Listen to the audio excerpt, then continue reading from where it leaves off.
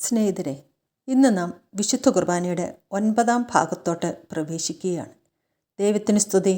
വചന ശുശ്രൂഷയ്ക്ക് ശേഷമുള്ള ഒരുക്ക ശുശ്രൂഷയെക്കുറിച്ച് നമുക്ക് മനസ്സിലാക്കാം. വചന മേശയിൽ നിന്നും ഭക്ഷിച്ചാൽ മാത്രമേ അപ്പത്തിൻ്റെ മേശയിലേക്ക് പോകുവാൻ സാധിക്കുകയുള്ളൂ. ഒരുക്ക ശുശ്രൂഷയിൽ 2 ഭാഗങ്ങളുണ്ട്: ഭൗതിക ഒരുക്കവും ആത്മീയ ഒരുക്കവും. തിരുവസ്തുക്കൾ ഒരുക്കി ബലിപീഠത്തിൽ സമർപ്പിച്ച് ശോശാപ്പ കൊണ്ട് മൂടുന്നത് ഭൗതിക ഒരുക്കം. വിശ്വാസപ്രമാണവും മറ്റ് പ്രാർത്ഥനകളും ചേരുന്നതാണ് ആത്മീയ ഒരുക്കം. കാറോസോസയുടെ സമയത്ത് വൈദികൻ ഉപപീഠത്തിൽ അപ്പവും വീഞ്ഞും ഒരുക്കിക്കൊണ്ടിരിക്കുകയാണ്. കാർമികൻ പീലാസയിൽ തിരുവോസ്തി കുരിശടയാളത്തിൽ വയ്ക്കുന്നത് ഈശോയെ യൂതന്മാർക്ക് ഏൽപ്പിച്ചു കൊടുത്തത് ഓർമ്മിപ്പിക്കുവാനാണ്. പുരോഹിതൻ കാസയിൽ ഒഴിക്കുന്ന വീഞ്ഞ് ഈശോയെയും വീഞ്ഞിലൊഴിക്കുന്ന വെള്ളത്തെ ദൈവജനത്തെയും സൂചിപ്പിക്കുന്നു. വീഞ്ഞും വെള്ളവും ഒന്നായി ചേരുന്നത് പോലെ യേശുവും നമ്മളും ഒന്നായി ചേർന്ന് ബലി അർപ്പിക്കണം എന്നാണ് ത്രിത്വം ആഗ്രഹിക്കുന്നത്. പടയാളികളിൽ ഒരാൾ ഈശോയുടെ തിരുവിലാവിൽ കുന്തം കൊണ്ട് കുത്തിയപ്പോൾ രക്തവും വെള്ളവും പുറപ്പെട്ട സംഭവവും നമ്മുടെ ഓർമ്മയിൽ കൊണ്ടുവരണം. ഈ ബലി ശ്രേഷ്ഠമാകണമെങ്കിൽ, അനുഭവമാകണമെങ്കിൽ, അനുഗ്രഹമാകണമെങ്കിൽ നമ്മെ തന്നെ ത്രിത്വത്തിന് സമർപ്പിക്കണം. നാം ക്രിസ്തുവിൻ്റെ ശരീരത്തിൻ്റെ അവയവങ്ങളാണ്. ഓരോ കുർബാനയിലൂടെയാണ് നാം ക്രിസ്തുവിൻ്റെ ശരീരത്തോട് ഒന്നായി ചേരുന്നത്. ഓരോ കുർബാനയിലും അപ്പത്തിൻ്റെയും വീഞ്ഞിൻ്റെയും സാദൃശ്യത്തിൽ നമ്മെ തന്നെയാണ് സമർപ്പിക്കുന്നത്. എൻ്റെ ആത്മസമർപ്പണത്തിൻ്റെ അടയാളങ്ങളാണ് അപ്പവും വീഞ്ഞും. പിതാവായ ദൈവത്തിൻ്റെ അനുസരണയുള്ള മകനായി ജീവിച്ച് അവിടുത്തെ ഹിതം നിറവേറ്റി പാപികളായ നമുക്ക് വേണ്ടി നമ്മെ രക്ഷിക്കാനായി കുരിശിൽ മരിച്ചു. ഈ അർത്ഥത്തിലാണ് യേശുവിൻ്റെ കുരിശുമരണം ബലിയായി മാറിയത്. വിശുദ്ധ കുർബാനയിൽ പങ്കെടുക്കുമ്പോൾ യേശുവിൻ്റെ അതേ ബലിയിൽ നാമും പങ്കുകാരാവുകയാണ്. ഈശോയെപ്പോലെ പിതാവായ ദൈവത്തിൻ്റെ ഹിതമനുസരിച്ച് ജീവിക്കുവാൻ ഓരോ കുർബാനയും നമ്മെ ശക്തിപ്പെടുത്തുന്നു. കാറോസോസ പ്രാർത്ഥനയ്ക്ക് ശേഷം കാർമികൻ ചൊല്ലുന്ന പ്രാർത്ഥനയിലെ ചില ഭാഗങ്ങൾ ശ്രവിക്കാം. അങ്ങയുടെ അജഗണമായ ജനം മുഴുവൻ്റെയും കടങ്ങളുടെ പൊറുതിക്കും പാപങ്ങളുടെ മോചനത്തിനും കാരണമാകട്ടെ. സോളമൻ രാജാവ് കർത്താവിൻ്റെ ബലിപീഠത്തിന് മുമ്പിൽ നിന്ന് ഉന്നതങ്ങളിലേക്ക് കരങ്ങൾ ഉയർത്തി പ്രാർത്ഥിച്ചതുപോലെ നമ്മുടെ വൈദികൻ വചനപീഠത്തിൽ നിന്ന് ദൈവജനത്തിനു വേണ്ടി കടങ്ങളുടെ പൊറുതിയും പാപമോചനവും ലഭിക്കണമേ എന്ന് ഉന്നതങ്ങളിലേക്ക് കരങ്ങൾ ഉയർത്തി യാചിക്കുകയാണ്. സകലത്തിൻ്റെയും നാഥനായ ദൈവം തൻ്റെ കൃപാസമുദ്രത്തിൽ നമ്മുടെ കടങ്ങളുടെയും പാപങ്ങളുടെയും കറ കഴുകിക്കളയട്ടെ. ഇങ്ങനെ കാർമികൻ ചൊല്ലിക്കൊണ്ട് തൻ്റെ കൈകൾ കഴുകുന്നു.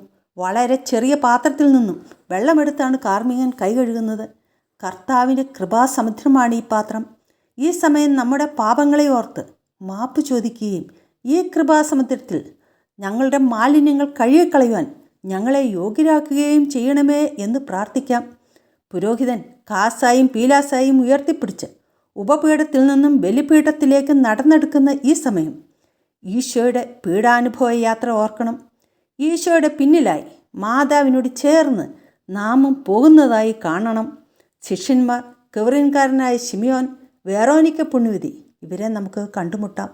നമ്മുടെ അനുദിന ജീവിതത്തിലെ വേദനകൾ, സങ്കടങ്ങൾ, സന്തോഷങ്ങൾ, ആഗ്രഹങ്ങൾ, സ്വപ്നങ്ങൾ, പരാതികൾ, നിയോഗങ്ങൾ, പാപങ്ങൾ എല്ലാം നമുക്ക് ആ കാസായിൽ സമർപ്പിക്കാം.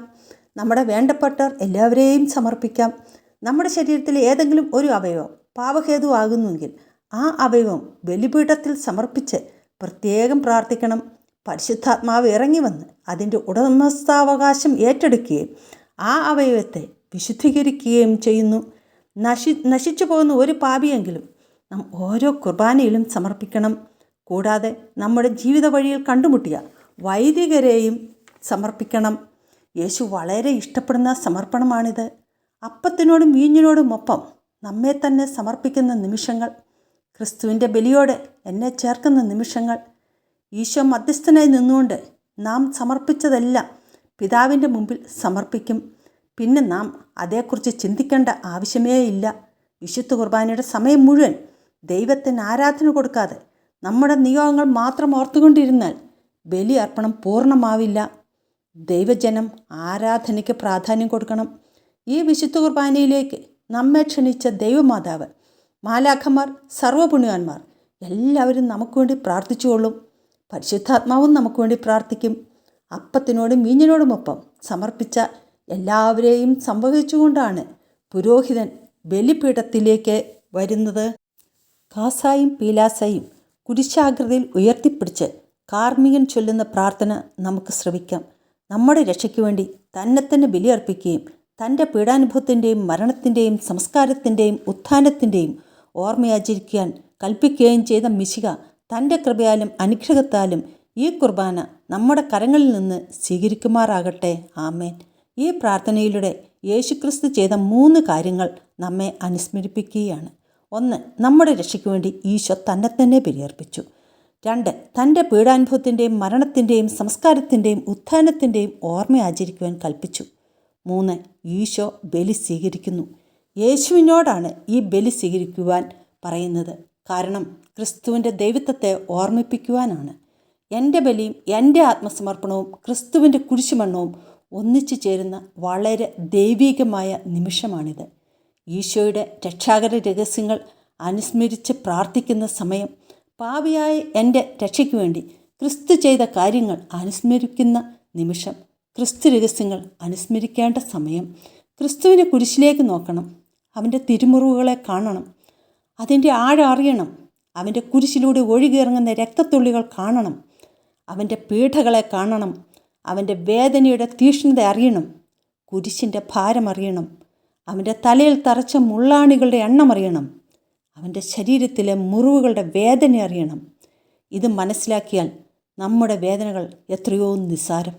ശ്വാസം വലിക്കുവാൻ കഷ്ടപ്പെടുന്ന ദൈവപുത്രൻ, ഒരു തുള്ളി വെള്ളത്തിനെ കെഞ്ചുന്നവൻ, എല്ലാവരാലും തിരസ്കരിക്കപ്പെട്ട് ഒറ്റപ്പെട്ട് ഞാൻ ചെയ്ത പാപത്തിനു വേണ്ടി എൻ്റെ ഈശോ ആരെയും കുറ്റപ്പെടുത്താതെ ആരെയും വേദനിപ്പിക്കാതെ എല്ലാ പാപഭാരവും പേറി ഒരു പരാതിയും പറയാതെ മരണവേദന അനുഭവിച്ച് കുരിശിൽ തൂങ്ങിക്കിടക്കുന്ന ദൈവപുത്രൻ. എന്തേ സ്നേഹത്താൽ എൻ്റെ ഹൃദയം ജ്വലിക്കുന്നില്ല? എന്തേ എൻ്റെ കണ്ണ് നനയുന്നില്ല? എന്തേ എൻ്റെ കരൾ പിടയുന്നില്ല? എന്തേ എൻ്റെ അതരം വിറയ്ക്കുന്നില്ല? കുരിശിൻ ചുവട്ടിൽ നിൽക്കുന്ന പരിശുദ്ധ അമ്മ വിറയ്ക്കുന്ന അധരത്തോടെ എന്നെ നോക്കി പറയുന്നത് കേൾക്കണം. മോനെ, മോളെ, നിനക്ക് വേണ്ടിയാണ്, നിന്നെ പാപത്തിൽ നിന്നും മോചിപ്പിക്കുവാൻ വേണ്ടിയാണ് എൻ്റെ ഏകമകൻ കുരിശിൽ ബലിയായത്. അതുകൊണ്ട് നീ വിശുദ്ധയാകണം, വിശുദ്ധനാകണം. കാൽവരി മലയിൽ യേശു ബലി അർപ്പിച്ചപ്പോൾ 3 വിഭാഗം ജനങ്ങളുണ്ടായിരുന്നു അവിടെ. 1. യേശുവിനെ സ്നേഹിച്ചവർ, മാതാവ്, ഭക്തസ്ത്രീകൾ, സ്ലീഹന്മാർ.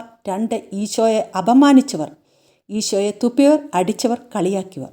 മറ്റൊരു വിഭാഗം കാഴ്ചക്കാരായി നിന്ന് അഭിപ്രായം പറഞ്ഞവർ. നമ്മൾ ഏത് വിഭാഗത്തിൽപ്പെടും? സ്വയം വിചിന്തനം ചെയ്യുന്നത് നന്നായിരിക്കും.